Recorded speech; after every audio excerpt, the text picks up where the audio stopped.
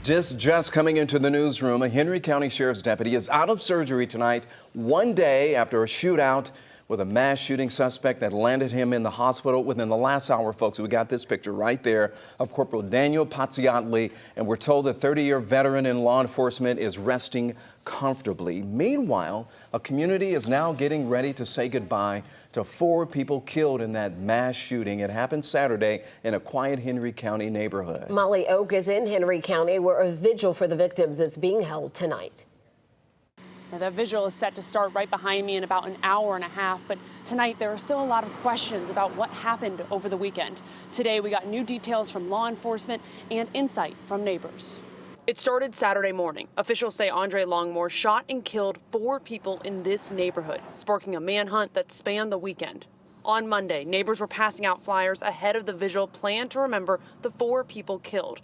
They say while most knew Longmore in the neighborhood, he wasn't social. And we knew a little bit about his background.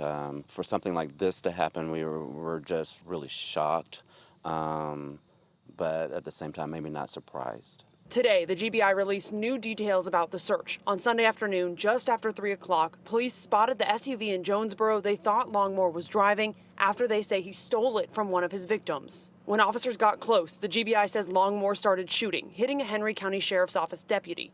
That's when the GBI says Longmore jumped in a Sheriff's Office K-9 vehicle and drove it across the street to Mount Zion High School, where he ditched the car and took off through the woods and into the Carriage Place neighborhood.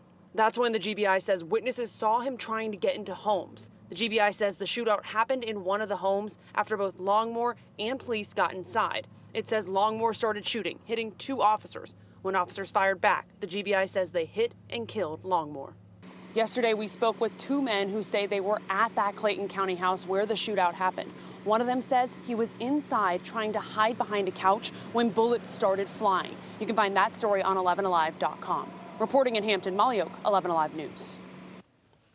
And we will have more from that vigil tonight at 11. You can also read more about the victims and their lives right now on our website, 11alive.com.